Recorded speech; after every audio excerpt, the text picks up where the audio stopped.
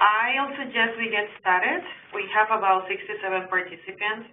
They could hear us. So I'm going to get started introducing the New York Academy of Sciences. So hi, everyone. My name is Yaihara Fortis, and I am the director of the Science Alliance here at the New York Academy of Sciences. And I'm very interested in helping early career scientists develop other skills and also find fellowships, awards, and opportunities to fund their careers, and that's why we are very excited today to have the National Science Foundation here with us, where they are going to be talking about the Graduate Research Fellowship Program. I'm going to pass the lead to them now. Joerg and Susan, thank you for being with us. I'm going to let you introduce yourself to the audience. Thank you. Thank you so much, Yaihara, and thank you, everyone, for joining today's session. During the next 1.5 hours, Susan and I, we will share with you information about the Graduate Research Fellowship Program, and most importantly, not only we will cover the basic information, but Susan will give you also advice how to craft a very compelling application package. But before we do that, we will quickly tell you who we are and since when we are with NSF. Susan, would you like to start? Yes, I'm a graduate research program, research fellowship program officer, and I've been here for a year now. It's almost my year anniversary, and I've been very interested in this program for many years, having been a fellow myself back in the 80s. Joerg? I'm with NSF for about 2 years. I'm also a program director for the GRFP. Before I came to NSF here in Washington, I worked for many, many years in New York City at Columbia University Medical Center, but also for a long time at the Albert Einstein College of Medicine, where I directed the Career and Professional Development Program for graduate students and postdoctoral researchers. It became very clear that fellowships play a very important role for any kind of research trainees, and so far I'm very happy to be here with NSF to promote this amazing program and to tell you today about this great opportunity. Right, and I'm also a faculty member at Stony Brook University, where I'm on leave, and I will eventually be back. Okay. Okay. I will cover the first part, and Susan will come back in probably 15 minutes or so. Okay. So I thought I would start telling you first a little bit about the National Science Foundation. Many of you might know that NSF was founded in 1950. With a mission in mind to promote the progress of science, to advance the national health, prosperity, and welfare, and also to secure the national defense. Approximately 20% of all federally supported basic research projects conducted in the U.S. At America's colleges and universities are funded through NSF funds, through NSF money. Actually, the oldest program at NSF is the fellowship program. It went through several name changes between 1952 and today, but anyway, every year NSF issued graduate student fellowships. The goals attached to this program are A, to select, recognize, and financially support individuals who have demonstrated the potential to be high-achieving scientists and engineers early in their career. Select individuals who demonstrate the potential to be high-achieving scientists. Goal number 2 of the program is to, in general, broaden participation in STEM, in science, technology, engineering, mathematics, of underrepresented groups, including minorities, persons with disabilities, women, and veterans. While we talk about this program, keep those 2 goals in mind.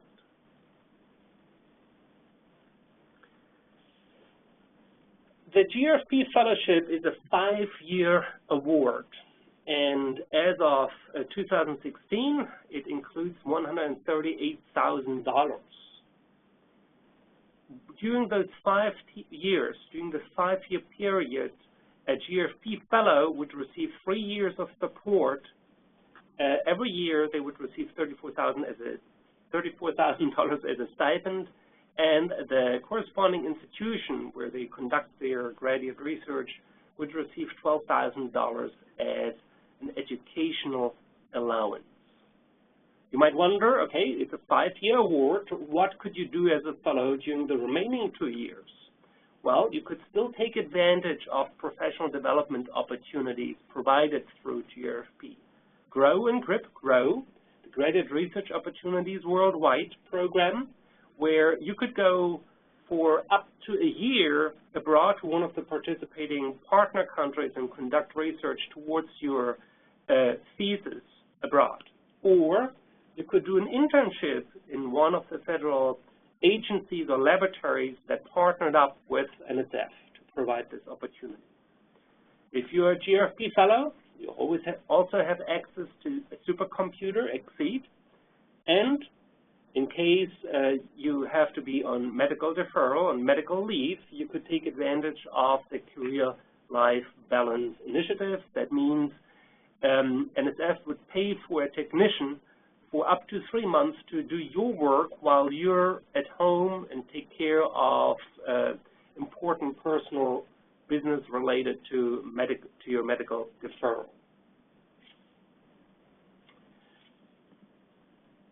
It's important to point out that the Graded Research Fellowship does not support specific projects or support specific advisors or specific programs. No, the GRFP is awarded to one person, to you, if you're successful.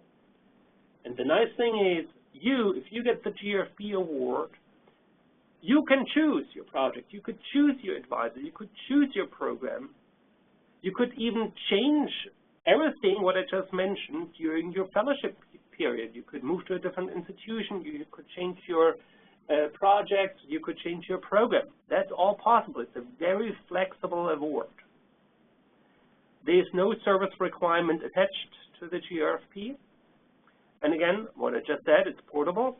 As long as you conduct research towards a master's degree or a doctoral degree.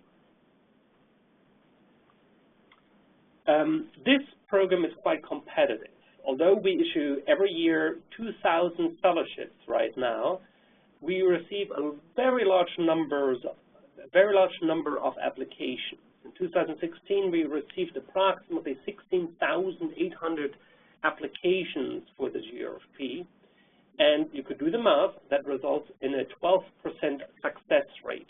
12% of all applicants will receive a GRFP fellowship. That said, we recognize the high quality of the applications, and therefore NSF issues also, beside the fellowships, the honorable mention. That means if there would be more money, certain individuals would receive another fellowship. But since we don't have money, they get this recognition, a very official recognition, and that is very helpful for the career of a young research trainee. And by the way, I realize there might be many questions. Please send the questions by chat to Yaihara, and Yaihara will ask us those questions at the very end of the presentation. So in about 40 minutes, we will start answering all the questions you might have. Everything what I will tell you today, everything what Susan will tell you today is documented in a wonderful piece of art. We call it the solicitation. The solicitation is available on the NSF website, and it includes all the program deadlines. It describes the program, it gives award information, talks about eligibility requirements, etc. I strongly recommend, if you're interested in applying for GRFP, print out that document and read this document numerous times and highlight all the important portions with a text marker, just to make sure that you understand all the key elements and the key requirements attached to that program. Not everyone is eligible to apply. For example, I wouldn't have been eligible because when I was a graduate student, I was not a U.S. citizen or national or a permanent resident. So you must be one of those, a U.S. citizen, etc. You should also be early in your career That means if you're a senior undergraduate, or if you received your graduate degree and you didn't start graduate school, or if you're an early graduate student, then you're eligible to apply. However, you have to wish to pursue a research-based master's or doctoral degree in any kind of STEM fields, science and engineering, science, technology, engineering, and mathematics, and you should aim to enroll in an accredited institution in the U.S. by fall. That means if you apply this October, your goal should be to start graduate school in fall 2017. If you plan to enroll in a graduate school in 2018 because you want to travel for a year, that is great, do that, but then please apply next year. I mentioned that several early career scientists are eligible to apply. We develop basically 4 academic levels. The level 1 corresponds to the seniors or baccalaureates with no graduate study yet. Level number 2 are the first-year graduate students. Level 3 are the second-year graduate students who have less than 12 months of graduate study under the belt by August.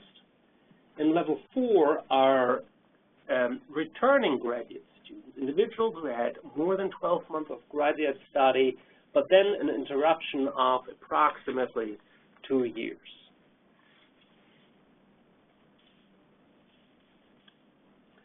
When we go out to universities and centers and talk about GRFP, there's always a question, and probably it would have come later on as well. How often can I actually apply? Well, it depends. If you are a senior, an undergraduate senior, or someone who received an undergraduate degree, you could apply once per competition, but you could apply during the last year of your undergrad studies. You could apply in the year when you work as a lab tech, for example. If you work for 2 years, then you could have applied already 3 times. That's fine. But as soon as you enroll in graduate school, you have to choose. Either you apply in the first year or in the second year. You have only one shot when you're in graduate school. Here are the GRFP fields of study, ranging from chemistry, my favorite subject because I'm a chemist, up to psychology, and actually Susan is a psychologist. That's probably her favorite field of study, but up to STEM education, math, life sciences, engineering, etc. This list is very important. When you craft your GRFP application, you will be asked to identify your field of study, and by clicking on one of those fields, you decide which review panel will actually look at your application, which review panel will review your application and decide if they recommend your application for an award or not. So you might want to make sure that you're absolutely sure that you indicate the right appropriate field of study while applying for GRFP. There are certain areas that are not supported through GRFP. If you are enrolled in an MD-PhD program or JD-PhD program, you're not eligible to receive funding through GRFP. If you conduct or want to get an MBA, for example, or any degree in management, you're not eligible. Counseling, social work is not supported. Education and history are not supported except STEM education or history of sciences. Biomedical research, for which goals are directly health or disease related, is not supported. Research focused on clinical practice, including patient-oriented research, epidemiological research studies, medical behavioral studies, outcome research, and health services research, are areas that are not supported through GRFP.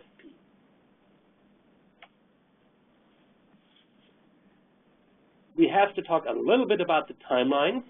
you are probably all aware the solicitation was published this year, end of July.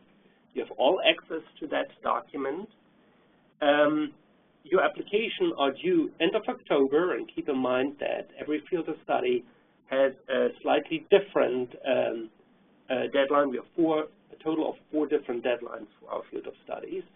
Make sure that you understand which deadline date resonates with your field of study.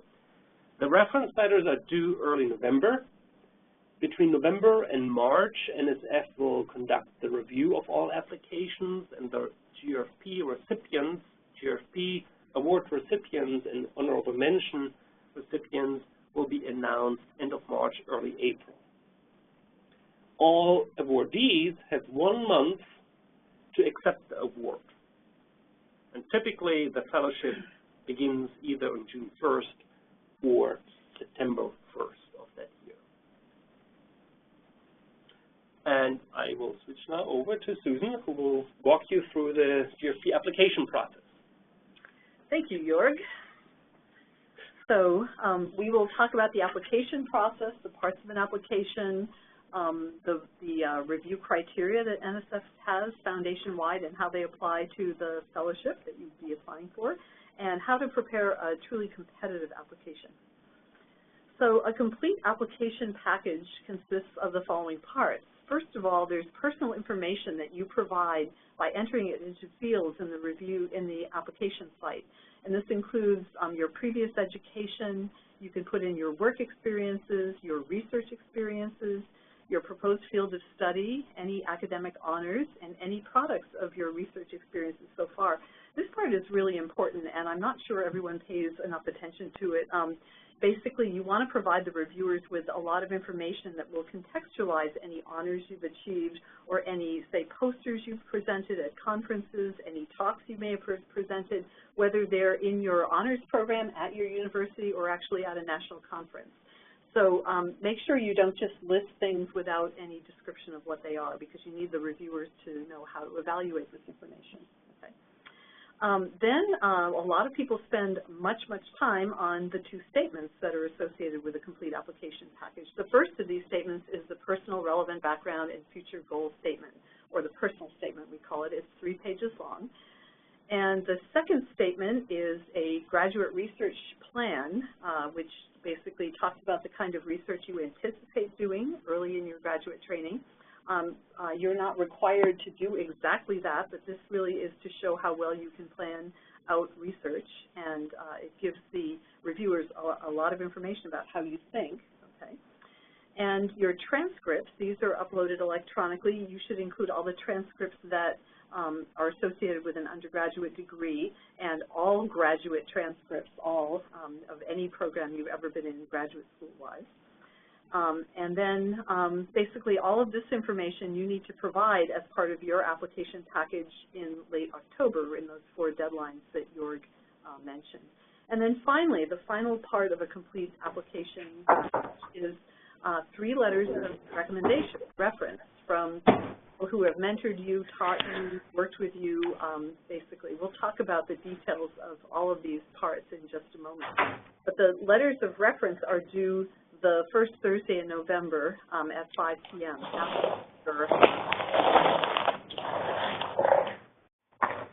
And so you can see details about this in the solicitation. So that should be your go-to source for all of this.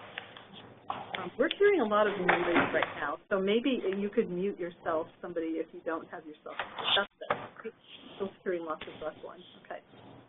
All right. So now let's talk about actually preparing the parts of your application. So let's first begin with a personal statement. This is, again, something to spend a good amount of time on. This is really where you tell your personal story and you basically get the people who are reading it, the reviewers, to understand who you are and how you think. This is where you can demonstrate your personal potential for STEM or science, technology, engineering, and mathematics research. Okay. So you should describe your personal and professional experiences that contributed to your motivation to pursue a STEM career and your preparation for it. So you can discuss a variety of things here in these 3 pages. How have your experiences shaped your goals? What use have you made of the resources that were available to you in your life and in your previous undergraduate training? You can also talk about your previous research experiences. Now, you may have listed some of the products of these in the personal information that you typed into the field, for instance, poster titles, or if you're extremely productive so far, paper titles. But here you can really talk about what it meant to you, what you learned. What was the project that you did? How did you end up doing that particular project? Where was it done? Why was it worth doing? What was your particular part of the project, and how did that fit into the whole project? What did you learn from this? Was this something that caused you to want to go on in that field, or did you learn you didn't want to go on in that field? Was there any advanced preparation you had to do in order to achieve this particular project so far? So again, your personal statement will include things like that, as well as your motivation for what you're doing. You would also want to talk about your career aspirations and goals. Even if you don't know entirely what they are yet, you can certainly talk about what you can imagine they would be. And not everyone goes into academia, so we want to know how you really want to apply your research training to make the world a better place, presumably. And so again, we'll talk in just a moment about the criteria with which these aspects of your application will be evaluated. You want to really make sure you address both the criteria, the intellectual merit and the broader impacts of who you are and what you anticipate doing. The second statement, and again, people spend a lot of time on this one as well, is the two-page statement which talks about your research plan, what research you anticipate doing in graduate school. You really want to motivate your research question or questions. Now again, you only have 2 pages, so this is kind of a real art fitting in all of this information in a coherent and compelling way. You'll have to demonstrate your understanding of the research question that you're posing and say a bit about the methods for addressing them, enough to give the reviewers an idea of whether you've really thought this through and whether you're capable of thinking about how to bring data to bear on a research question. It's really good to communicate what's original about your idea and your approach. Not all the reviewers will be able to notice what's original and what isn't. We'll talk about that in just a minute. So really try to explain this, connect the dots for the reviewers here. And again, this research statement will also include separate statements explaining both your intellectual merit and broader impacts. We'll talk more about that now, in fact. So the merit review criteria that are used foundation-wide by NSF are approved by the National Science Board, and these are foundation-wide intellectual merit and broader impacts. And whenever your faculty advisors prepare their grant proposals to NSF, they have to address these 2 criteria. The criteria are essentially the same criteria, but they're addressed a little bit differently when we're talking about a fellowship application as opposed to a research proposal application. So we're the fellowship program, so we're concerned about these aspects as they apply to you. So first of all, we're interested in how important is the activity that you're proposing to pursue to advancing knowledge within either your own field or across different fields, and that would be intellectual merit, okay? And then broader impacts can be broadly stated as how well does the proposed activity benefit society or advance desired societal outcomes. Now this is very, very broad. It's a little vague, and so we'll give you some examples of this. And again, we recommend when you prepare your fellowship application that you include separate sections that are identifiable for the reviewers for your intellectual merit and your broader impacts, and we recommend that you do this in both of your statements, both your personal statement and your research plan, okay? More in just a moment. So let's first talk a little bit more about intellectual merit. Now again, in what ways have you already demonstrated your intellectual ability and your other potential for scholarly scientific study? And this would include at the stage, for instance, of an undergraduate student. If you've been in an honors program, can you demonstrate your ability to plan and conduct research? Can you demonstrate that you can work as a member of a team? Can you demonstrate that you can work independently? Or, for that matter, can you demonstrate leadership? Now, these are all different things, and not everybody is good at all 3 of them. and not everyone has to be good at all three of them, but which one of these do your experiences really speak to? You don't want to just make empty claims about things. You want to provide details and examples, because empty claims are not convincing for any of the reviewers. The way you write, to some extent, the way you prepare your statements will demonstrate how well you can communicate about scientific research. And so we also are concerned about how well you can interpret and communicate research. And so this will shine through your statement without actually you're having to say, hey, I'm really good at this. You don't want to say that. You want to show what you can do. Okay. So let's say a little bit more about broader impacts. Now, this is quite a long list of broader impacts, and no coherent application has all of these things, okay? These are just examples. You may have some of these examples. You may well have other examples. And so basically, I think it's really exciting when an application can explain the broader impacts that that particular applicant has that maybe almost nobody else has. So make sure that you're not just checking off boxes here, but you really do have the broader impacts that you can write compellingly about, that you choose to write in the limited space that you have. So examples of these societal benefits include the impact of you, the individual student, on the people around you, on society so far, and the impact of your planned research, your project on society. Now, these are distinct things, and so one of your statements will address one and one will address the other. The increase, whether you've increased the participation of underrepresented people, including women in some fields, or perhaps minority students, students with disabilities, or veterans.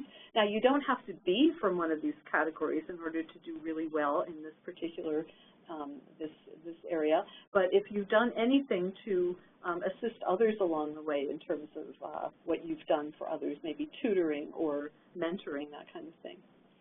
Have you done anything to address STEM education in schools? Not too many people have this, but you may have something like that. Have you had any kind of impact on public scientific literacy, perhaps by writing for a blog, writing for your school newspaper, having to do with any kind of broadcasting of information, any other kind of community outreach? Have you been active in a science club? Did you found a science club? Have you done useful things to bring others along? What is your potential to perhaps impact a globally competitive workforce? Of course, many of you don't have that going on yet, but again, that's one of the goals that NSF has in the U.S. is to prepare people in STEM who can really do a great job in the workforce. And have you done anything to increase the interaction between your school and perhaps your job or industry or any other kinds of unusual partners in your community? And this, of course, includes leadership potential. Now, again, you don't need all of these things. You need several of these things well developed, okay? Maybe one of these things very well developed, okay? Now, let's talk in a little bit more detail about submitting an application that's competitive. As Joerg mentioned in just a moment ago, only fewer than 12% of people get these awards. We wish it were higher. Again, everyone who gets honorable mention deserves one of these awards, but again, the budget allows for a certain number of these, 2,000. And again, think about the whole application package that you're submitting and how a reviewer, how the audience is likely to assess this.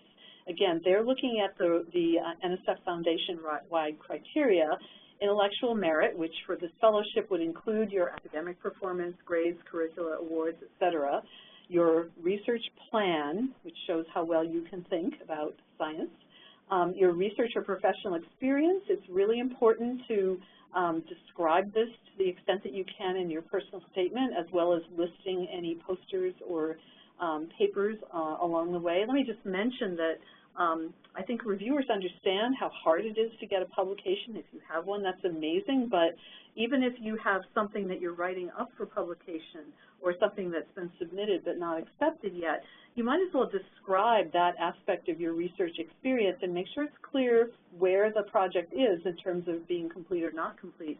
And let the reviewer decide how to assess that when they're evaluating your application, okay? So make sure you present all of the different experiences that are relevant. Now, if you have too many experiences, some people have huge lists of things they've done, you don't want to present them as a kind of undifferentiated laundry list. That's not compelling. Try to tell a story, and if you have too many things to list, basically be selective and tell a compelling story of what you've learned from each one and how that's shaped your progress so far. And then again, your letters of reference, which we'll discuss in just a minute, also will speak to your intellectual merit. And then finally, the broader impacts, the other criterion, again, your prior accomplishments. What we're asking the reviewers to do for these panels is to predict the future, essentially. We try to predict the future. We try to predict who among the 17,000 or so applicants are really going to be the movers and shakers and leaders and inventors and the people who really have lots of impact in the future. And so even if you're changing fields, which is not uncommon, especially going from undergrad to grad school, certainly you can show something about how you think by how you've handled your previous projects. Even if what you're going to be doing in the future is quite different, that's fine, okay? You want to, again, summarize your individual experiences, how they've culminated in who you are right now. Basically describe the benefits to society, not just of your research, which would be in your research statement, but also of you and what you've done so far in your personal statement, including things like community outreach. So, and then your letters of reference are what we'll talk about next. Now, this is the one part of your application that is not entirely under your control. There are many things in life not under your control. You do the best you can with what is under your control. But for reference letters, you need at least 3 for a complete application package, okay? Now, because your letter writers send them in themselves the following week, we allow you to list up to 5 letter writers, just in case something goes wrong. Sometimes people have some kind of personal tragedy or whatever. Your letter writers are human, and if they don't get a letter in on time, then that letter cannot be counted, just to be fair to everybody, okay? So you're allowed to list up to 5 letter writers, and you prioritize these in order. So NSF takes the top 3 that arrive on time, okay? It's very important to select letter writers who know you well. So they really need to know something about you as a person and your abilities. Basically, we expect the letter writers to address intellectual merit and broader impacts of you or of your research or both as well. Now, you can talk to your letter writers in advance and ask them if they are able to address certain parts of your package. Not each letter doesn't have to address everything about you. That would be difficult in the 2 pages that they have. So we encourage you to share your statements with your letter writers, because that can prompt them about who you are as a person and prompt their memory if they worked with you a couple of years ago, okay? Make sure your reference letter writers know about the deadline. The deadline, again, is the first Thursday in November at 5 p.m. Eastern Time. It's different from year to year. So, again, you can't go by an old solicitation. You should really pay attention to the deadline information that's current, okay? The application review process. So basically, you, as Joerg said, you select the people who will be reviewing your application by which field of study you select. We also ask you for secondary and tertiary fields of study, but it really is determined by the first field of study that you list, okay? You should take a close look on the website, the GRFP website, to see how the panels are grouped. So each panel has a set of topics that are covered in that panel. So what that means is that the experts on that panel are from all of those areas. They may not at all be an expert in your particular research topic. They will be disciplinary experts with some experience in what you're talking about. But they may not know all of the literature that's up to date on your exact topic, which is why it's so very important for you to make that shine through in how you present your statements. You need to connect the dots for the reviewers and make sure they know what's original and what is not, okay? So basically, you should also, ideally, you'll be selecting the primary field of study that's most closely aligned with your proposed graduate program of study. And if you're not, you should explain why you're in one program but doing a little bit unusual research. Now, some of you have a harder time making this decision of what field of study to choose than others, especially if your work is really interdisciplinary. So that also may be a good reason to consult your advisor and your mentor to get their opinion on where they think that your project and your past experiences and your goals would be reviewed most favorably, okay? And so, you know, again, you'll have to make sure you don't use the jargon of your field that may not be available to other people who will be on the panel. You need to make sure you explain the jargon that you're using, okay? And then basically the reviewers are trained, they're prepared to review applications holistically. So what does holistic review mean? Well, holistic review is a very flexible way of looking at every piece of information in your application. Nothing outside of your application, everything in your application.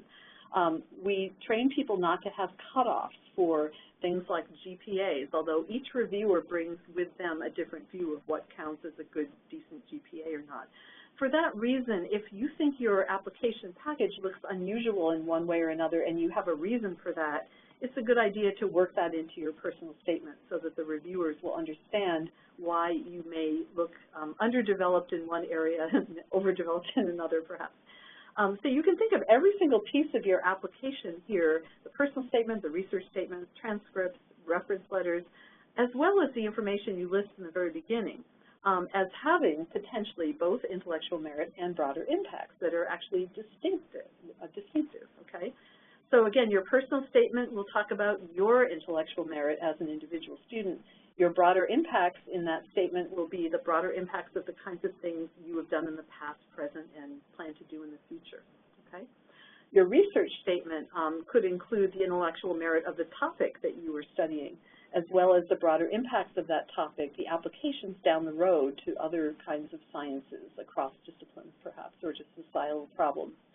These aren't things you necessarily will solve yourself, but if you're going to be making basic discoveries that others can come along and apply later, that would be a broader impact for your research statement. Your transcripts even can have intellectual merit and broader impacts. The intellectual merit is probably obvious in terms of whether you've taken hard courses, whether those courses prepare you for what you say you're going to do, and whether your GPA is adequate for the reviewers to judge it as stellar. And then the broader impacts for a transcript, that might be a little bit harder to think about what that is, but if you're interdisciplinary, for instance, maybe you've majored in one thing, but you've taken courses in the other thing that you're planning to combine in your graduate study, and so that would be an example of broader impacts where you could have impact across disciplines eventually because of the training you've been seeking. And again, your letter writers, again, some of them may basically weigh in on your intellectual merit more, and others may weigh in on your broader impacts more.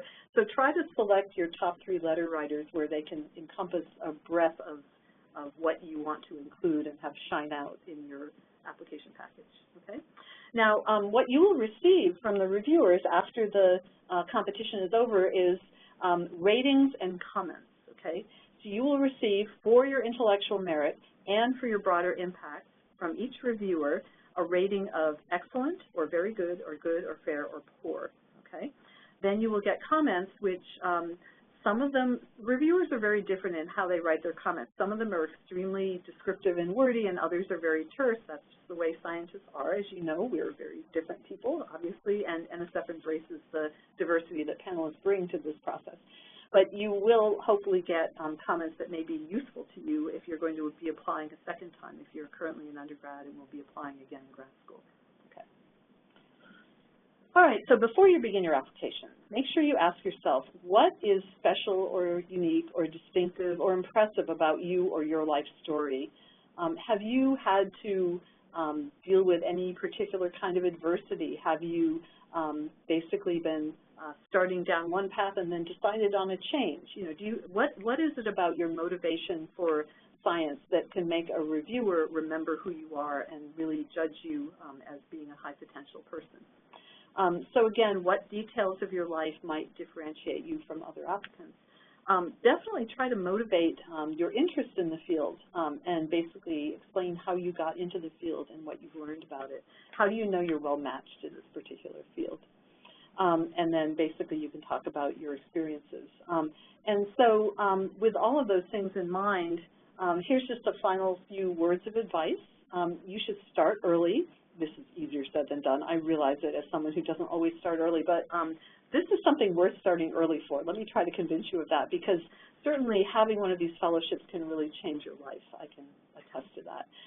Again, as Joerg said, read the solicitation at least a couple of times. Make sure you haven't left anything out that you could obviously have put in to strengthen your application.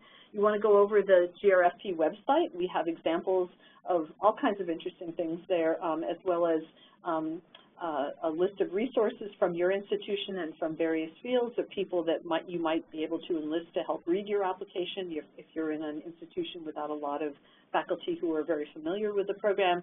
It has examples of what fellows have done, what their achievements, that kind of thing. Again, make sure you contextualize, make clear your list of honors, experiences, presentations, and publications for the reviewers. Keep the reviewers in mind. They are your audience. Make it easy for them, right? If you're kind to your audience, maybe they'll be kind to you, okay? Make sure you pay attention to NSF's merit review criteria and how that's applied to each part of your application. A really important reason to start early is to ask several of your colleagues, maybe your advisors, your letter writers, to comment on statement drafts so that if something's not clear to them, you have time to fix it. Select and confirm your reference letter writers early. You can basically monitor the receipt of those letters online. GRFP allows you to change the order in which you list them up until your deadline for your application. And I think that's a pretty good set of tips anyway. We can cover more in the question session, but Joerg, why don't you join me and we'll talk a little bit about Graduate Research Fellowship Program resources. Absolutely. So this slide gives you an idea which websites you might want to visit to prepare a GRFP application. We will not go through all the different links, but we encourage you to visit each of those links when you have time. We will send this slide deck to Yaihara, to the New York Academy of Sciences. She will disseminate the slide deck as a PDF, so you have access to those links. And Yaihara, I think we are at a point where we would be happy to entertain questions. Excellent. Thank you so much for the information, Susan and Joerg. We have received a few questions, and I think we probably will be receiving some more as we keep talking. So I will start with the first one, which is, will the chances of getting the award decrease as the academic level go up? So if I understood you correctly, the question is, what is the chance to get a GRFP award if you are at a lower academic level? Okay. So yes, I think that if that's the question, there's no correlation between the academic levels and the award allocation. It really depends on the holistic assessment of a review of the application package. Mm-hmm. So do not worry about the academic level. You feel you have demonstrated the potential to be a highly successful STEM professional, go for it, apply, and I'm pretty sure you might be able to get it. Right. That said, the bar does go up. So the reviewers are very aware of whether you're a college senior. They don't compare college seniors head-to-head with second-year grad students. So they will compare college seniors to college seniors, people with similar levels of experience to people who also have that similar level of experience. If you're a first-year graduate student, you will be compared to other first-year graduate students. If you're a second-year graduate student, the expectations will be those that you would apply to a second-year graduate student. So that means that people shouldn't just wait until they're a second-year graduate student to apply thinking that they have more achievements then, but you may look really terrific as a college senior. And certainly you can apply again later, so why not apply now? As a first-year graduate student, if you look terrific, apply now. Don't wait until you're a second-year graduate student because you'll be compared to a different set of people at that point. That also answered the second question, which was about the percentage of fellowships that are awarded to undergrad versus graduate students. So since you guys said it actually, the rate is different every year, we could probably move on to the next question.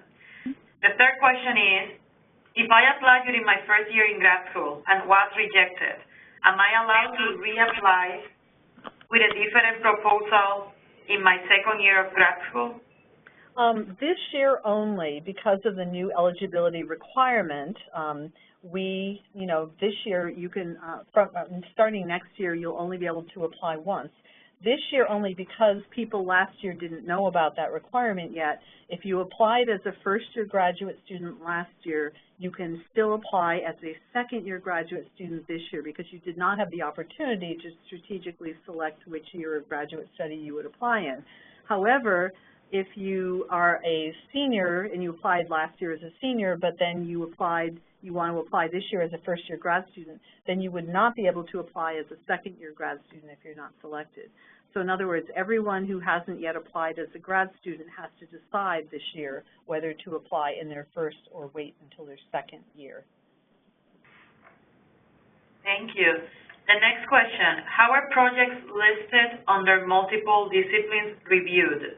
For example, if I have a proposal on mechanical environmental engineer, well, how will this be reviewed and how does this affect my chances of being awarded?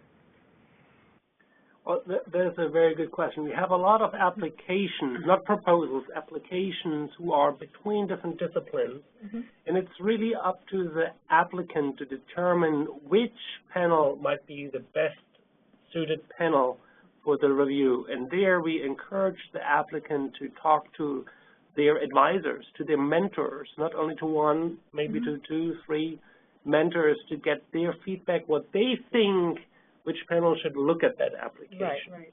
So, for instance, if you have a mentor in, let's imagine your field combines geosciences and chemistry. That's not an uncommon combination, and yet those are very different panels, and the panelists will be quite different possibly. So if you have a mentor in geosciences and one in chemistry, show them your statements and ask them where they think you would be reviewed most favorably, okay?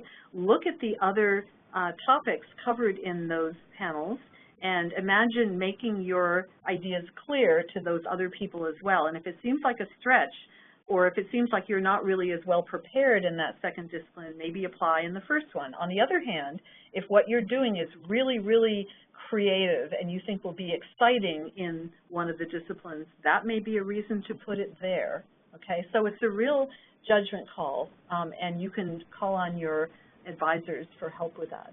And I just want to point out again, as soon as you make the decision and click this button, it's done. You tell us what you want to have, and we will stick with that decision. Thank you. Can you clarify better the restriction on biomedical research toward health or disease-related goals? Yeah, so this has been a gray area, and we've tried to make it a little bit clearer in this year's solicitation. So make sure you look at that language closely. Don't rely on last year's solicitation. So if all of your research statement and your personal statement are all about wanting to solve a particular problem related to only one disease, and if you're looking at a particular treatment and dealing with patients, or dealing with the spread of that particular disease, certainly that activity is a worthy activity with lots of broader impact, but it's not what NSF would consider to be basic research. So basic research is foundational scientific research that can be deployed or applied to these societal problems, but it really has to be motivated by wanting to create new knowledge in that field. And so it's sometimes a judgment call in terms of how you construe what your true goals are and what you're doing. But if the goals of what you're doing are directly health or disease related, then it would not be eligible. Does that help? Yes, absolutely. How are the applicants chosen to receive the award? Sorry. How are the applicants chosen to review the award? My application received 5 excellent and 1 very good, but I did not receive the award. I have peers with the same or less that receive the award. Right.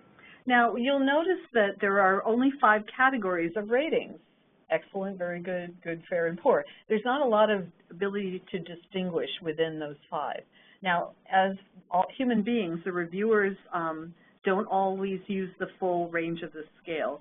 So again, there's a tendency for many of us, since we've been faculty advisors ourselves, and we want to be encouraging, and again, the goal of this whole fellowship is to recruit people into science.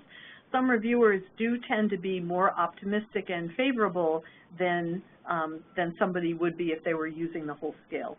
And so just seeing 5 E's or 6 E's from your 3 reviewers doesn't necessarily tell you whether you're at the top of the field. It depends on what other people have gotten as well, okay? So, reviewers vary, and again, we accept that variance as something that we value because we accept a lot of different viewpoints in scientists who differ quite a bit, being very valuable. So, again, what you should do is try to read between the lines in the comments. So much of the time, even if you get an excellent, you might see things in the comments that can suggest an area in which you could have improved. So definitely show your comments from your previous application to your advisors and see if they can help you with it. Have them look at your statement again if they've never seen it before, and then maybe they can give you a sense of what might have gone wrong. Likewise, sometimes people get awards if they've had some very good, for instance. And again, it really depends on how the field around them has been evaluated. Again, these are not numbers, these are just broad categories. And so when the reviewers make their ratings and their comments, that is provided to NSF, and NSF takes that as a recommendation and evaluates that very carefully and tries to make sure that everything is fair and the final decision is made holistically by NSF. There's no formula, there's no cutoff, there's no quotas or anything like that. It's very holistic.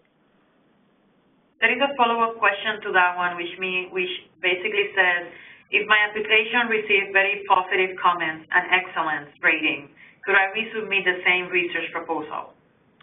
There's no memory in the system in that you will get different reviewers the next time around, almost certainly. Of course, there's a small chance you might not, but reviewers destroy the materials after the panel, and given how many they read, they probably don't remember individual ones, although I can't guarantee that that would be the case 100% of the time. But you can think of each of your applications as distinct. And when we make the decision about who gets the fellowship, who is honorable mention nominated, then basically we don't look back in time to see whether they previously submitted the same thing or not. Yeah, so basically you could resubmit the same research statement, which is not a research proposal, it's a research statement. However, there's a reason why then this particular applicant didn't receive a reward.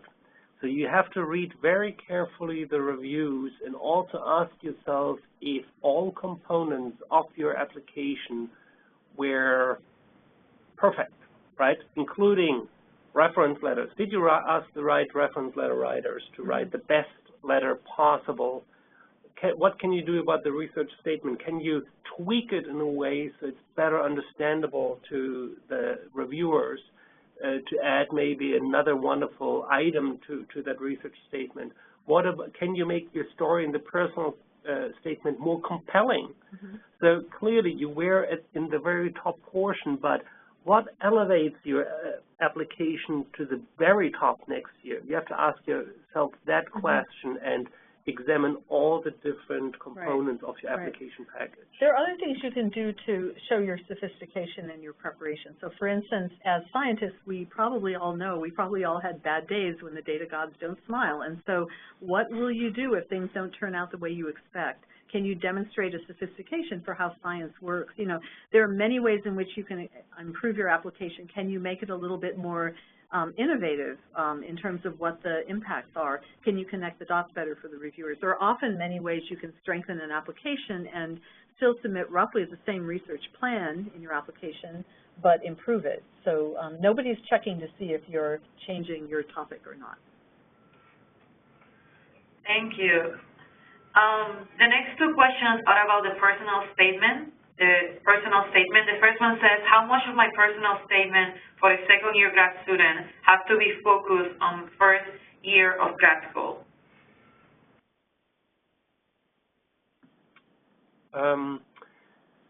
So I believe within the personal statement, it would be very good to reflect on your experiences you had as a first-year graduate student. What have you learned during that time, not only in the research project, about your fit into that particular research area, in that fit, about the fit into that research environment. So you should definitely take the opportunity to share your thoughts with the reviewers.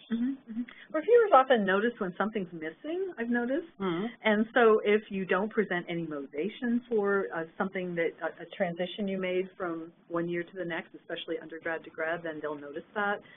If you talk about all the work you did with a particular individual lab or advisor, but there's no letter from that person, of course, it could be because it didn't arrive on time and one of the other letters was picked, but at least you should, you know, think about making sure you you put things in there that you think speaks to the logic of who you are and what your story is. And if there's something missing, that can be a problem as well.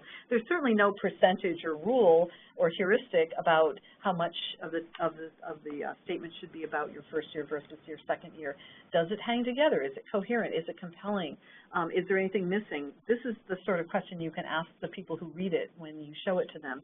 And if they say, well, you know, it doesn't say anything about this paper that came out, shouldn't you talk about that? You know, that's a good reason to add something. But don't approach it as a mechanistic, heuristic kind of activity when you decide how to deploy your statement space. So I'm receiving a lot of questions. I think they're a little bit confused about the eligibility again. Okay. They're asking me about applying in grad school. The person is actually asking, you cannot apply if you have more than 12 months in grad school. Is that correct? Yes, that's 12 months of completed credits. So if you're at the beginning of, I mean, basically when you're in a first-year graduate program, it's only the second or so month of your program by the time you submit in October. So you're still really, really new. You're just a little bit beyond being an undergrad in some cases, right? Whereas when you're a second-year grad student at the beginning, you have completed 12 months worth of study, which is an academic year, and you've signed up for your first semester's worth of credits as a second-year student, but you haven't completed those yet. So that's how we define the eligibility. And you could have more than 12 months of graduate study, but then you should also have a 2-year break. So, and that academic level is targeted to individuals who had to leave graduate school because they had to earn money, had to take care of family or something like that, and they wish to come back to graduate school. So in that case, they could have more than 12 months of graduate study, but also they should have a 2-year, at least 2 years of a break. And you should also, that could be a missing piece. You should also explain what happened. Yep. Because this is an unusual category. This academic level 4 is unusual. It's the smallest category. Not that many people are eligible for that.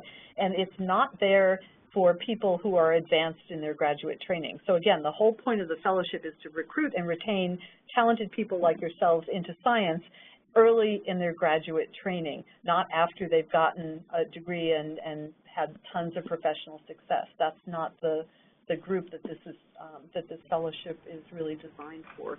However, you could be in a more unusual situation if you had an interruption and then came back to graduate studies. And that's what the level 4 is for. Does that help? Yes, I think I have a few questions on the taking a gap in between, but we'll get to them later. My next question is about the different sessions on broader impact and intellectual merit. This is a very specific question about how do they separate the parts in the proposal. They're asking if they need to include headings or just by paragraph. So if you read the solicitation carefully, we recommend to use headings. We will not disqualify your application if you don't use headings. However, we know that it's very helpful to reviewers to see those headings where if they want to read something about intellectual merit, they should be able to find that paragraph easily. So we encourage you to use headings. Or some kind of highlighting, bold-facing, whatever. Yeah. But keep in mind that the reviewers create their reviews and submit them a month or two, a month and a half, let's say, before their actual panel. And then when the panel meets, it's a virtual panel where everyone meets electronically, and they discuss the applications in groups of whoever reviewed that particular one. And so they have to go back and remind themselves. And many of the time, a reviewer has been trying to speed read through an application to find something to make an argument to advocate for a particular application, let's say. And if they can't find the piece about broader impact that they're looking for, it's not to your advantage. So you want to help the reviewers have at their fingertips the information that they need. Excellent. The next question is, how important is the applicant's prior qualifications in shaping the research proposal? For example, considering an applicant who wishes to pursue a novel research topic in grad school that is unrelated to his prior work. So basically the reviewers will differ a little bit on what kinds of judgments they'll bring to that kind of situation. Certainly if you're in a place where they don't have your topic and that's where you get your undergrad degree, then you should make that clear when you discuss your motivation. If you feel that you're a quick study with new kinds of techniques that you haven't picked up yet, again, the reviewers know that you're not an expert yet because you're early in your graduate training, right? But you can certainly present whatever evidence you can that you could be good at this and that you could accomplish what you need to do in order to come up to speed on a new topic. And especially in those cases, it's important that the applicant communicates with the reference letter writers and tells them what he would or she would like to do as a research project. And if possible, the reference letter writers should address that. Should talk about, okay, I talked to the applicant and I understand why he or she would like to switch the research area, and I'm convinced because of X reason that he or she will succeed. Right, right. So get them on board and make them a strong advocate for you. Likewise, if you don't communicate with your letter writer, you've been out of touch with them for a while, they might go on and on about what you were planning to do the last time they saw you, and what you present in your application might be quite different, and that doesn't look very organized. So again, it's a good idea to make sure that they're aware of what your current direction is likely to be. And if I may add, if you applied last year and you do the same, and if you apply again this year, send anyway your reference letter writers your material. You might have changed stuff significantly, and they should be aware, and they should not talk about the old application package.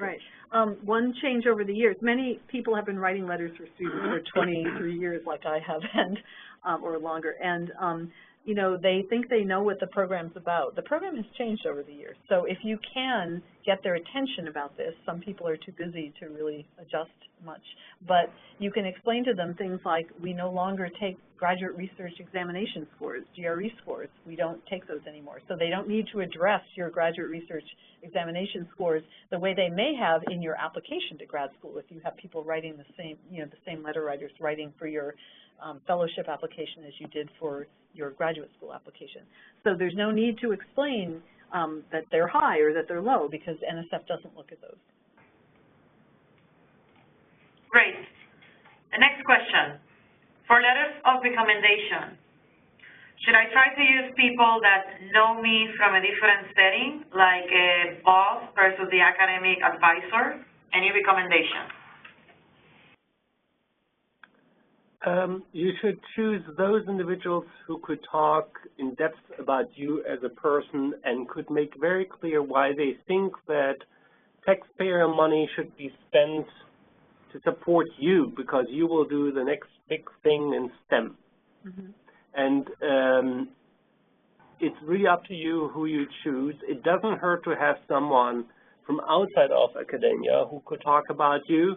It could be someone from a nonprofit organization where you volunteered and did great work. It could be even a postdoc who knows you extremely well and who really appreciated to work with you. That said, you shouldn't avoid to include professors who served as a research mentor, right? So that has a very significant weight in an application package.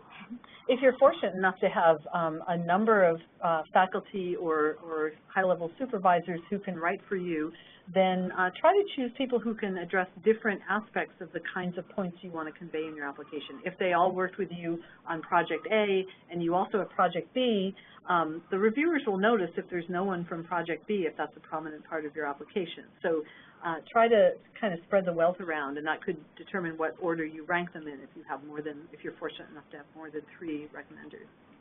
Oh, I should also mention that when you rank your letters, the letter writers have no idea that you've ranked them last. So you don't end up offending anybody that way, because nobody wants to be the runner-up letter, I suppose. They spend a lot of time writing these good letters for you. So you can rank them in terms of how you think they'll cover all the bases that you need covered, and then your backup letter is your little secret to them. That's where you have to tell them that they were number 4 or 5. Great to know. Excellent. The next question. Does the proposed research have to be a project that requires a 5-6 years of completion, or could it be a 1-2 year project long? That's a great idea. I mean, a great question, rather. If you present one project in great detail, and if the reviewer judges that it could be dashed off in a semester or two, that might be a glaring omission for that reviewer. They might find a problem with that. So in general, since you only have 2 pages, you can't go into huge amounts of detail about too many things, but you could go into detail about something and then present very briefly what directions you would pursue after that, but not in as much detail. Or if you're going to add a new method to the method that you employed first, then you could talk about that. So again, you have to really, this is the real art of preparing a scientific fellowship application, and that's why you show it to other people. But you need to provide enough detail that is convincing, but enough also that people are convinced that you have a good plan in mind that'll keep you busy for a while. So I would like to add that we don't hold you accountable for that, what you propose in your research statement. And again, it's not a research proposal, it's a research statement, it's a document that should tell the reviewers and NSF that you're able to communicate an original scientific idea and to convince experts that it's worthwhile to support you to pursue that particular project. And we all know that projects can fail, but we know if there's a dedicated person, a clever person, a motivated person, this person will find another great project and do fantastic experiments and will create fantastic results.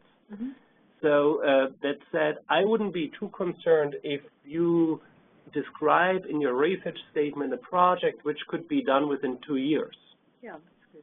It should be, though, it should be clear that if successful, there would be a significant broader impact. And the reviewer should see that there are certain intellectual merit behind this project. And if that's there, well, that's fantastic, and reviewers will be happy, and NSF will see that favorably as well. Yes. Thank you. We have received 2 questions that kind of follow up the conversation before, and I want to bring them up. The first question is about if the reviewer has access to see all the names that you submit as references. The reviewer will see only the application package, which includes the transcripts, the personal information, the personal statement, the research statement, and the 3 letters of reference, which are requested for a complete application package. They don't see the other 2 names. No. And the other question is about who could be the recommendation letters from. They're asking if a grad student that was leading an REU program could be a reference. Yes, absolutely. Excellent. Yeah. Yes. So again, it should be somebody who can really speak to your intellectual merit and your broader impacts. Now, graduate students are sometimes not as experienced as you would like in writing these letters, but some graduate students are very, very good at it. So again, you can ask the person that you're talking to. Again, this is also true of people from volunteer work or from employment. They may not know much about what an academic letter looks like and what a graduate research fellowship program letter looks like.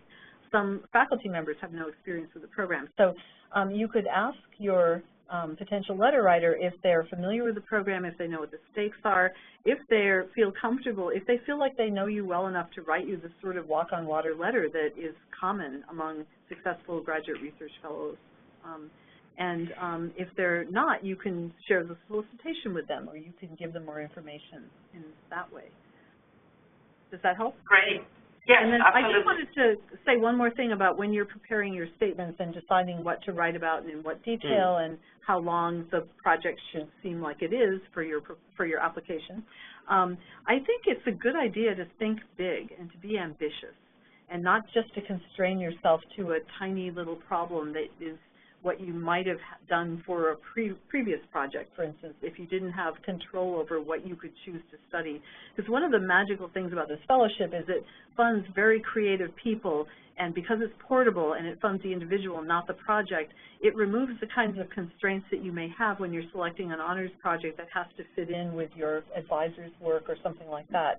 Now, when you're ambitious and you're thinking big, you don't want to be crazy, but you want to really make it convincing and compelling and well-founded. But I do want to encourage you to be ambitious, because the people who are winning these often are quite ambitious. Yes, absolutely. There is a limit for the number of pages on a recommendation letter? Yes, it's 2 pages. Great. Next question. Do leadership experience and broader impact have to be science-related, or could they be non-science-related? Any kind of leadership experience is helpful to get an understanding which kind of person you are. Mm-hmm. And you probably don't have scientific leadership experience yet, because you're at the beginning of your graduate training, and if you're not, then you're not eligible for the fellowship. So leadership is a quality, not necessarily a scientific activity at this stage in your life. Leadership ability or skills are transferable skills. Mm-hmm. Yes. They are asking here if there is a portfolio of the previous winners, where to find it. By portfolio, do you mean their applications? I think previous winners. They want to see the proposal yeah, that's from public information. So every year when we make the announcement, just before or on April 1st, you can go online and see the list of the 2,000 winners of fellowships, and you can see the honorable mention winners who have elected to let their names be revealed. It's optional for the honorable mention winners to be included on that list. If you look on this slide in the middle to apply on Fastlane, go to that link, fastlane.nsf.gov/GRFP. There's, I believe, on the left-hand side, if not on the left-hand side, on the top, the list of the previous GRFP awardees. And then you have a good idea who received an award. No, I think somewhere there's a list of everyone who's won it since 1952, but I'm not sure exactly where that list is. But there's a lot of them, right? There are a few questions about how competitive the different disciplines are. Basically, they're asking if you give the same number of awards per discipline. Well, the largest factor in who gets awards is application pressure. So there are some areas that NSF is particularly interested in, and these may differ year by year. But really, you don't have to worry about which discipline you're in, because we draw from all disciplines quite liberally. And historically and currently, it's been the case that application pressure, meaning how many people applied in that area, is the biggest determinant. So if you do look at the published list of last year's 2,000, you'll notice that some topics have a lot more than others. Well, those topics tend to have more applicants than others as well. So they said they actually are asking if they could see the application, like the proposals of these past winners. No, this is very confidential information. That said, so we don't provide that information. Yeah. But we know that there are GRFP fellows out there at different campuses who are very happy to help out reading other application packages and sharing their application. It's up to them, but you have to identify those individuals. Some people have been known to post their successful applications online, and that, of course, is up to individuals. But 2 caveats are worth mentioning here. I've known of people posting their applications and regretting it later because they had patentable information in their research plan description that they regretted putting out there, and that got them into a bit of trouble. But again, that's their problem, not yours. Your issue is, do you want to take an application and assume you know why it was successful? Don't model yourself on anyone's application, because they may have succeeded despite something they did in their application. Their application might be from a few years ago when there was a different number of statements, for instance, as part of the application package. So if you do take detailed information as examples for applications that are posted or that others give you, then look at a whole lot of them, not just in your field but in other fields, because you'll see the same kinds of qualities shine through if you read them even across fields. Those can be useful. And so don't take your advice from just one source, because you don't know exactly why an application was rated a certain way. instead of looking at published application packages, I would recommend to reach out to your institutional resources. There might be even a GRFP coordinating official, because at your institution there are GRFP fellows. Those people could get you in touch with GRFP fellows who received an award recently. There might be faculty members who served on a panel and self-identified themselves and said, well, I'm actually happy to help out other applicants to craft the package. I would like to guide you actually to the second link on this site, the nsfgrfp.org. There is a resource people listed with more than 1,300 individuals who indicated they are willing to help anyone who is considering applying for GRFP. Those are faculty members, those are GRFP awardees, those are GRFP alumni, those are former panelists, a wild mixture. And in that list you will notice you have the email address and also the institution available. So you could find your institution and have immediately a good idea who could help you. But also, don't only reach out to people at your institution, reach out to anyone in the discipline you envision to apply. Right. I agree. That's very good advice. Yes, that's excellent. Alumni are a very good resource when applying for this fellowship. The next two questions are about having like a gap time between undergrad and grad school. The first person is telling that he or she was in grad school for a brief period of time. How could this benefit or hurt the application, or if it will have no effect at all? So in other words, they started grad school and then left for some reason and have had more than 2 years in between then and now? I think she said law school. Law school, okay. Law school does count as graduate school. So if you've been out of law school for a couple of years and you decide to enter a STEM field, then you would be eligible to apply as a level 4 applicant. You're eligible, but again, you might want to make sure that within your application package it's very clear the reason why you think that you should, that you will be one of the highly productive STEM professionals later on. Why you think you switch now from law school to a STEM career. Right, right. And of course you should have some kind of research experience which would demonstrate your potential to be successful in STEM research.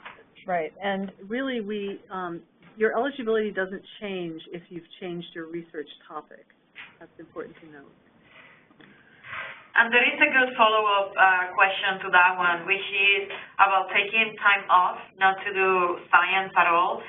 The person here is sharing an example where a previous student that applied for the fellowship was told that she wasn't serious about science because she took this time off science. The student now is asking, is it true that you have a lower chance of getting the award if you are employed for some time in a non-scientific job? I think what you really have to do is do the hard work in your application to explain why this happened. It may have been that you were set on a different path by the way that your earlier life shaped you, and then you'd have to tell the story of how you came to your scientific interest. And so obviously reviewers bring different judgments to these kinds of things, and to many reviewers they like to see strong progress like you're on a conveyor belt from start to finish, but that's not the case for everyone. And because this fellowship is trying to recruit very talented people into science and technology and engineering and mathematics who might not have gone down traditional paths, the reviewers also are trained that they should be open to that as well. So if you haven't done a good job of explaining that in your application, then you may well get dunned for it. If you do a compelling job of explaining it, then you can succeed. Great advice. The next three questions are about broadening participation. The first person is asking how much an applicant should focus on the social and family background if it's from an underrepresented minority background. There's no one answer for that. I don't know how to answer that, I guess. Well, in general, you should always keep in mind the two goals of the program, right? So to select people who have demonstrated the potential to be high-achieving STEM professionals. The other one is to broaden participation. And if the applicant feels that he or she would like to share that information and make a good point why, if he or she would be chosen for a GRFP award, the participation would be broadened in STEM, well, then I would go for that. But again, you don't broaden participation just by being a member of an underrepresented group. You have to do something with it. And you don't have to be a member of an underrepresented group in order to do a spectacular job of broadening participation. So keep that in mind. You really have to unite all the pieces. You can't just summarize something for a reviewer that's obvious. Again, they have a lot of information from your application. They're told to look at all of the information they have. You don't need to state the obvious for them, but if it feeds into your motivation, if it feeds into your potential, if it feeds into what you have done with the opportunities available to you, then by all means talk about it. It could be important as part of your personal story, or it may be irrelevant. So it really depends. I see a lot of people who talk about personal family situation a lot of people who don't talk about it at all, and they can all succeed. It depends on how the whole application hangs together. Excellent. The next one about broadening participation, it's about working, hold on, let me find it. Okay, here it is. Should I include work related to supporting the LGBT community in STEM? If that's an important part of who you are, then yes. It may be relevant to your research topic or to your motivation or to how you got to where you are. It may be irrelevant. So if it's relevant, do include it. If it's not relevant, don't include it. And I think they're asking if this should be included in the broader impacts part of the application. Well, you can't really answer that in terms of an absolute. It depends on what your goal is and what you're doing. So again, be holistic in your thinking as well as.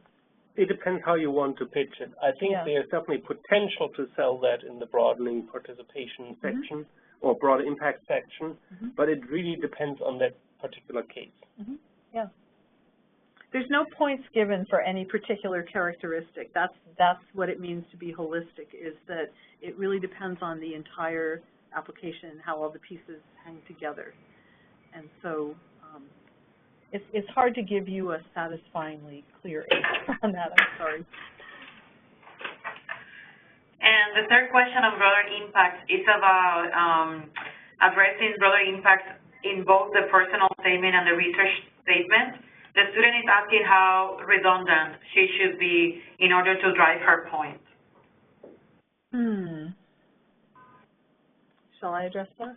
Go for it. All right. So one of the things that many people run into is a lack of enough space to say what they would like to say in order to make a strong case for themselves. And so if you are doing similar work as an undergrad or in your previous work that you plan to do in graduate school, then you have a somewhat easier job in that you can provide some of the background in your personal statement for why you're doing what you're doing, because it will carry over to the motivation in your research statement. But keep in mind that the reviewers can read these parts in any order. So if you're going to have something in one statement really relevant and tied in with something in the other statement, you might want to cross-reference that to the reviewer who might have started with the one you didn't anticipate them starting with, right? And so certainly you can distribute the big picture of who you are, past, present, and future, across these two statements, okay? And so reviewers differ also in terms of how they weight these statements. They do pay attention to both of them. They do look at broader impacts and intellectual merit in both of them, but they don't necessarily give them all the same weight. So it's hard to come up with a formula that will guarantee that you will impress each reviewer maximally in terms of how you distribute the information. But keep in mind that if you have a key piece of information in one that the other one depends on, you may want to kind of remind them to, as I described in my personal statement, whatever. So a piece of general advice, it's a good idea to give the whole complete application package to as many people as possible. Don't take negative feedback too personal. Everyone should understand what your motivation is to pursue a career in STEM. So take the feedback by heart and adjust your all of your statements accordingly. Give it to your research advisors, to the mentors, to other undergraduate students, to other graduate students, to your family members. They could give you very important pointers, right? So take advantage of your network while crafting all those statements. Right, and what you just said about not worrying too much about negative advice, guess what? Faculty members are rather opinionated. I know this from experience. And so you will get conflicting opinions if you show it to as many people as you're suggesting. So really, it really depends on your feeling about which one represents you most favorably and accurately. And you may find someone says, absolutely don't put any of that stuff in about who you are and the obstacles you've had to surmount. Don't necessarily follow that if you feel strongly that that is part of you and makes the application more coherent. But if 3 faculty members tell you exactly the same thing, there might be a true point. Good point. But if one says, don't do it, and 2 say, well, I liked it actually, well, you make the judgment call. This is hard, right? There is a question about transcripts. This is a transfer student at an undergrad, and she's asking, can I submit a transcript from the last institution, or should I submit a transcript for every institution? You should submit all of the transcripts that led to your bachelor's degree. So if you were in 2 institutions, but they both counted toward the bachelor's degree and you transferred credits, then you would want to list them both. If you got 2 bachelor's degrees, I mean, let's say you got one a long time ago and then you took time off and worked and got a second one. I've seen people do that before. Then it's up to you as to whether you include both transcripts. It may support your story a bit more. It doesn't take away any of the space that you have for other things. If one was truly a false start, then you could talk about it but not upload it. I guess it's up to you. But for all of your graduate training, you must include all of it. Okay, that's really, really important, whether it led to a degree or not. There is a good question here about are there any restrictions to receiving a GRFP and other fellowships at the same time? Could you combine them? No. If they're a federal fellowship, you can't hold 2 highly funded federal fellowships at the same time. But keep in mind, a GRFP award is a 5-year award with 3 years of funding. If you get at the same time the GRFP and a fellowship from a private organization, then what you could do is you could tell NSF, I will go on reserve during the first year, during the first 2 years. What does it mean? During reserve years, you don't get the stipend, but during that time, you could take advantage of the other funding source, as long as the other funding source is not a federal source. Right. So if it's a defense fellowship or what are some of the other examples? If it's another federal fellowship, which tend to be pretty generous, usually around the $34,000 stipend level that GRFP has, then you can't currently be a fellow in both. For instance, if you did, some of these will fund you later in your grad career, so you could be a fellow for 3 years, but then you'd have to terminate your fellowship with a GRFP in order to accept one of these later. You can't concurrently hold 2 of them, even if you're on tenure, right? Yes. But obviously, everyone has to be funded somehow for those other 2 years. A lot of students are funded on teaching assistant lines or on faculty research grants, for instance, or departments have other ways of funding their students for those 2 years. Thank you. There is another one here about the research statement. They're asking what happens if an applicant's research trajectory changes after receiving the award? After you've been a fellow for a full year, you can transport your fellowship to another program. So if you change to the extent that you no longer are a fit into your graduate research training program, then you apply to us and we would have to approve a transfer to another institution or another program. If your topic changes within your field, then that's not a problem. If your topic changes to something that's ineligible, all of a sudden you decide you're going to devote yourself to a particular kinds of disease research or to a particular kind of clinical practice research, then you would not be eligible as well. And also, if you stay at the same institution and you switch from chemistry to psychology, that's considered a major change of the field of study. That is not possible during the first year. Right, but during the after the first year, you would send a request to NSF, and we will probably talk to you and make a decision. Right. Yep. Thank you. There is a question, a very specific question about if taking classes, graduate classes as an undergrad will disqualify the person from applying as a senior undergrad. No. If you don't have your bachelor's degree in hand yet, then you could have taken graduate classes as an undergrad. Once you have your bachelor's degree in hand, that's when the clock for graduate training starts ticking. If you take any graduate courses then that counts. This goes back again to the previous question, and it's asking, how should a research proposal address the project that is already underway? Again, let me just say it's an application. It's not a research proposal, or you can call it a research plan, okay? But don't call it a research proposal. I've probably done that by mistake a couple times already today. Is that right? But anyway, it's an application, okay? So how do you express a research project that you're already working on? Well, obviously, we want the research plan to reflect your work. If it was someone else's design, then it's not a good idea to describe that as part of your research plan. We recognize that when you're an undergrad or when you're doing your honors project, you may have training wheels on. Essentially, you're being guided by your mentor. Some of you may not, though. Some of you are already striking out a little bit and doing things that your faculty may not have been doing already.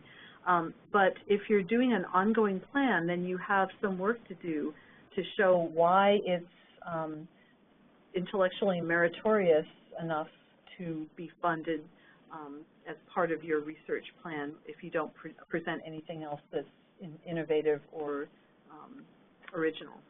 So we would like your research plan to present original ideas. Now, obviously, you can stand on the shoulders of giants and reach even higher. That's fine. But you don't want to sit on the shoulders of giants and not reach at all. Does that help? So in case you're in a research laboratory where there's a large, well-established project and you identify a niche in which you would like to establish yourself as a creative thinker and driver of that particular small research portion of that larger project, that is fine. However, make sure that you get a reference letter from that research advisor and that he actually talks about your contribution, that's your original idea, and he would be very supportive if you would be able to do that. Right, right. Now, for instance, if this is part of what you've done to get yourself in a position to do what it is you've dreamed of doing for a long time, let's imagine you talk about it in your personal statement and you don't have it available to you as an undergrad, but then you find yourself the perfect lab and the perfect advisor and you get yourself accepted to that program, that shows initiative of yours as well, even though your research now fits very well within what the lab is doing. But you'll need to make all of that context very clear. And you shouldn't, you know, successful applications typically aren't ones that are doing just what the advisor is already doing. In fact, they're not at all like that. Yeah. There is an interesting question here about publications. The student is asking, do reviewers have access to the publications you listed or any citations provided during the review process? No, they don't. They're told specifically that they should use the information in the application and only that. Now, we can't monitor them and what they do between writing their reviews or seeing the application and being in the panel. So I don't know whether they go and look things up, but that's not part of their judgments. That's not what they're told to base their recommendations on. We tell the reviewers to take into consideration only the submitted application package. That's it. Right. Will the GPA in grad school heavily weigh on the application? Will the what? Will the what in the grad school? GPA in grad school. Well, under holistic review, it really depends on the reviewer and their how they weight that. I mean, that's not something that we tell them how to do. There's no formula. I think we've already discussed that a bit as part of holistic review. So, you know, obviously GPA is one source of information about your intellectual merit. And everyone with a high GPA isn't equally intellectually meritorious, and everyone with a low GPA isn't equally less meritorious. It depends on why they have a low GPA. So if you feel that you're imperfect in one of these areas, it's to your benefit to explain why, because somebody will notice, and you might as well try to control that part of the narrative. Great. There is a question here about the GROW and the GRIP. It says, can a fellow be financially supported while on the GROW or the GRIP programs? So fellows could apply for GROW and GRIP as soon as they have 1 year of graduate studies completed. If they are on tenure, that means they get stipend reserve and they want to go abroad, then it really depends on the partner country. Some partner countries say, well, we do not give additional money if NSF supports that particular fellow through the GRFP stipend. There are other countries who say, well, we don't care, you will get an additional cost of living amount from our country, from our organization. So it really depends on the country. Mm-hmm. And one of the reasons why we have the GRIP supplement is because if you wanted to take a year off of grad school and go work in Washington for a federal agency, you would have to worry about how to support yourself. And so your advisor isn't going to keep you on their grant, or your department's not going to keep you on a TA stipend. So you can use your graduate research fellowship stipend for that year, and in addition you get money from NSF in the supplement for your relocation or research expenses or whatever. And so it's often a good use of your stipend to spend that year or up to a year. You can spend less time than that if you like, working in an internship in the federal agency. So, but typically everyone who is selected for a GROW or GRIP experience, they will get from NSF a $5,000 travel allowance, and from the partner agency or from the partner country some kind of financial support, and it depends on the partner organization. Right. So I left the last couple of questions for the end because they are very case specific. So we'll go through them quickly, and hopefully the people are still here to listen to the answers. The first one is, if one of the reasons that I did not receive the fellowship was due to a weak reference letter, would I be told the next time if this was the case? Would you be told? By whom? By I think by the reviewers or by the feedback they get. No. No. All right. Next question. Are different subfields of one field reviewed by an expert? I'm not sure I understand. Can you repeat the question? So are different subfields of one particular field? So I'm guessing they want to check if expertise, like very specific topics, will be reviewed by the expert in that specific field. So, for example, chemistry, we have many subfields in chemistry. But when you apply for chemical catalysis, it might be that an inorganic chemist is on that panel and reviews your application, but he's also a chemist.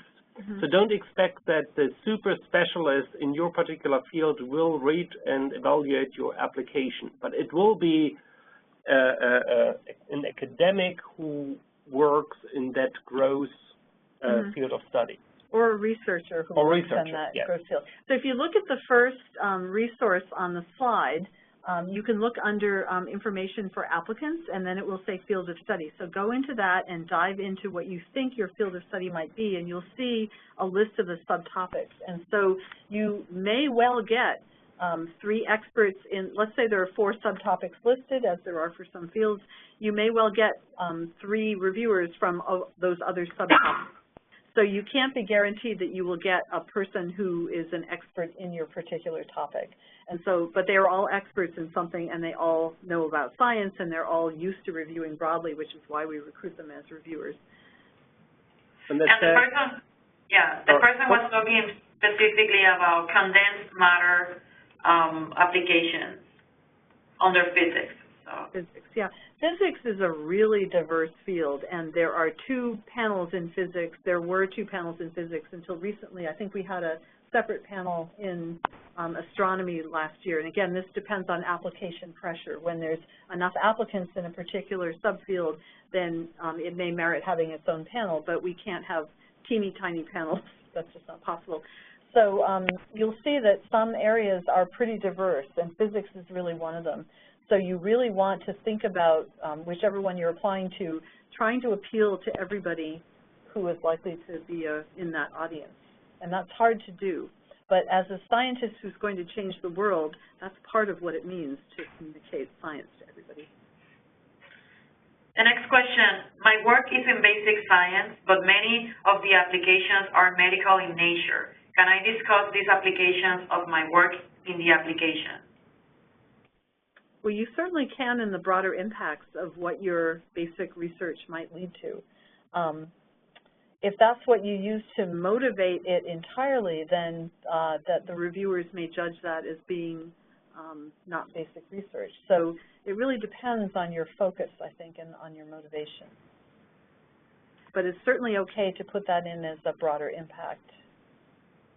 But you should make it clear, you know, what you actually plan to do and what the broader impacts of what you've already done are. There is a very similar question here.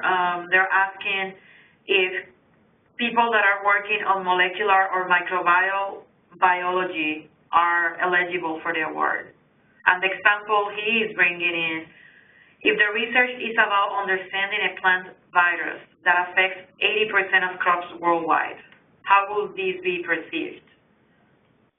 Well, if it's basic research where the applicant is creating new knowledge that is things that others can build on broadly, then it's certainly eligible.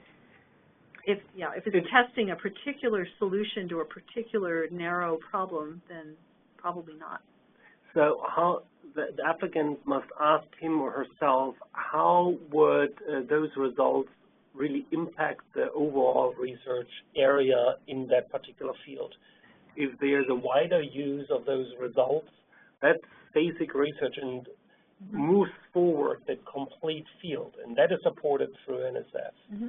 But if it's really, as Susan said, with a very narrow focus, with a particular goal in mind, to cure a specific disease, well, that is not supported. This student is asking about reference letters.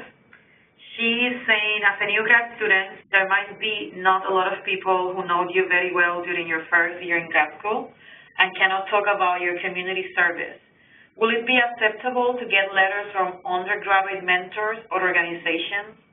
Oh, of course, absolutely. It's not at all uncommon for a successful application to combine both undergrad and graduate supervisors or mentors in their letters. Well, the reviewers are aware, and NSF is aware. At the time when you submit your application, you had only a couple of weeks in graduate school.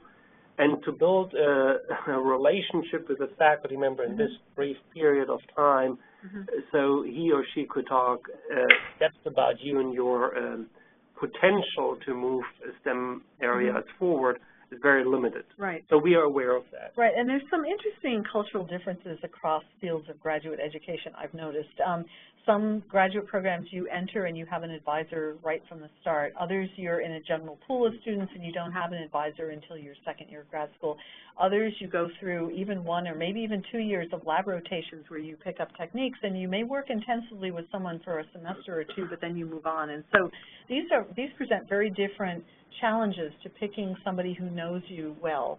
And so the fortunate thing is if you're applying in one of these fields, probably everyone else has a similar problem, but it really makes it tricky. You can be very planful and start early and try to enlist the people that you hope will be your advisors, and of course, don't be shy talking to people frankly about what you need from them, and that's what faculty are there for, in my opinion. Faculty member, not in my NSF opinion, but you know, they really should be there to help you with your professional success. And so if you're in one of those programs where you don't have an assigned advisor, you may have to work a little bit harder to find people who can act in that role for you for these letters.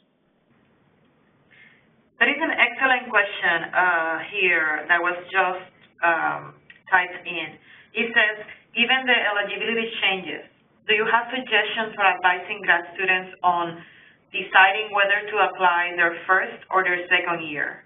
Well, you know, I thought that would be the first question, so thank you for getting around to asking that one, right? You want to start with that? Or? Go ahead, okay. Susan. Well, you know, as someone who in my previous life did a lot of advising, I think it's going to be challenging, and some people look really terrific in their first year of grad school, and some people look terrific in their second year of grad school, and some people don't look equally terrific both years. And so whenever someone moves labs or moves into a new program, there's sometimes a hit on somebody's productivity. So it's a really highly individual decision, and it's worth really thinking about what you have in the pipeline. And so, as I said when I was talking about listing the personal information and the research experiences you've had, it's very important for the reviewers to know what your research experiences have been. You may have something that is a project that's underway. It may be your honors thesis. You're not done with it yet. It's still the beginning of your senior year, for instance. And everyone is all very optimistic, but then maybe later on the data gods don't smile and it stalls out and you don't have a potential publication about it or not. It's very hard to predict, and it's always been difficult to advise students about when is the best time to apply or when they're most likely to receive an award. And given the new eligibility, it's really much more critical now.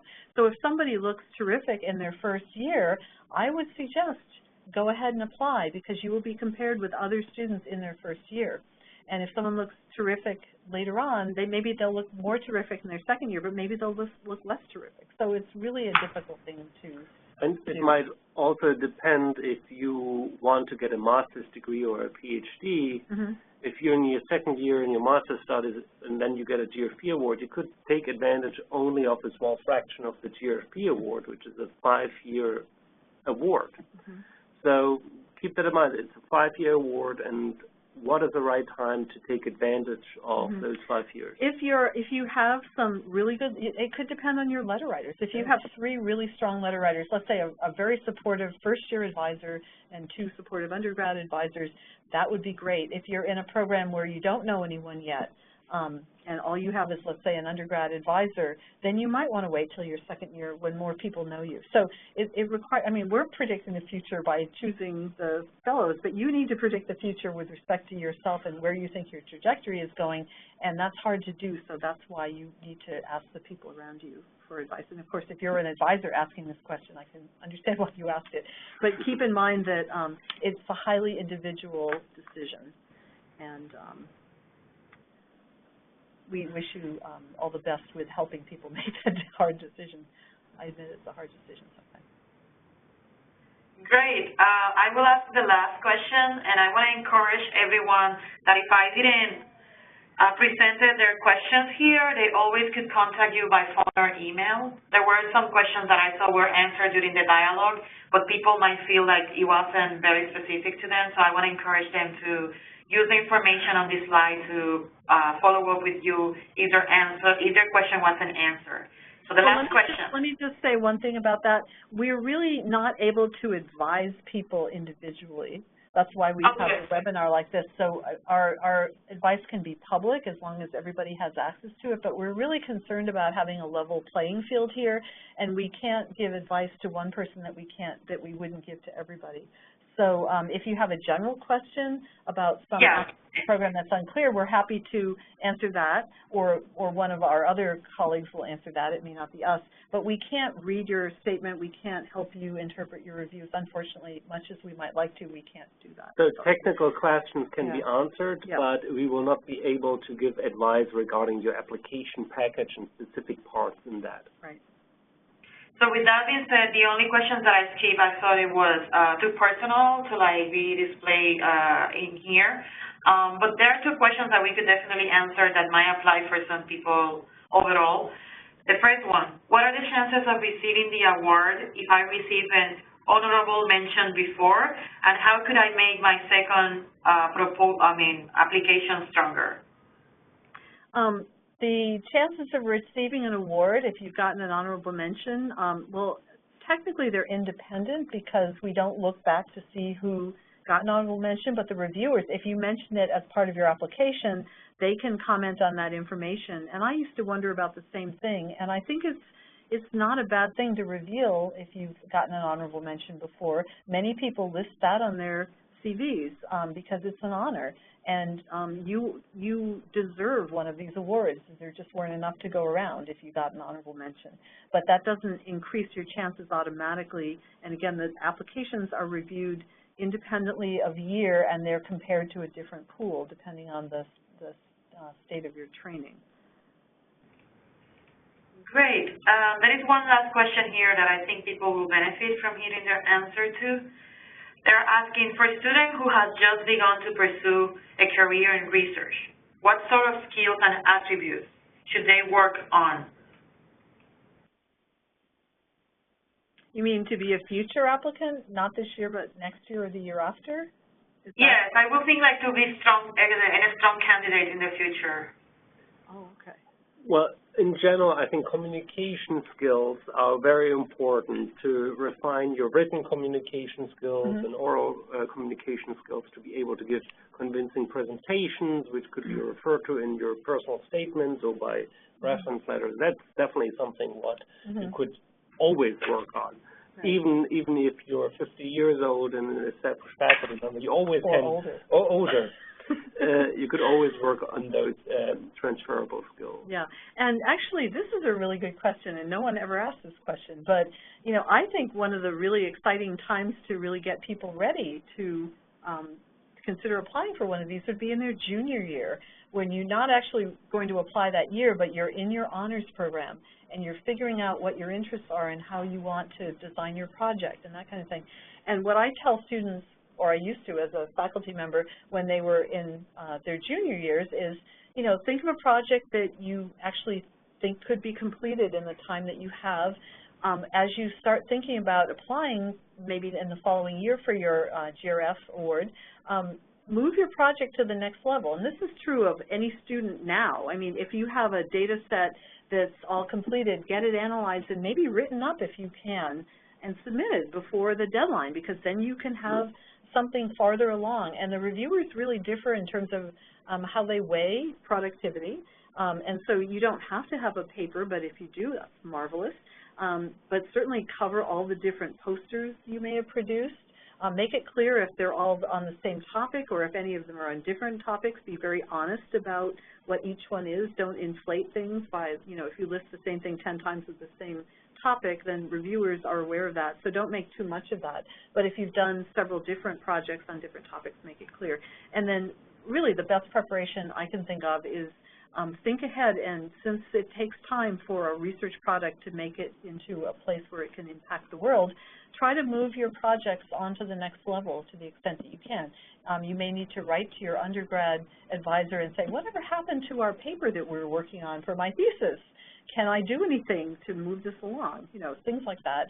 Again, not everything is under your control. That's part of having collaborators, basically, but that might help too. Well, with that being said, that was an excellent advice. Thank you so much, both of you, for speaking about the fellowship. It's a pleasure for me to host you, and on behalf of the Academy of Sciences in New York, I want to thank you for your time, and also everyone online that watched the video.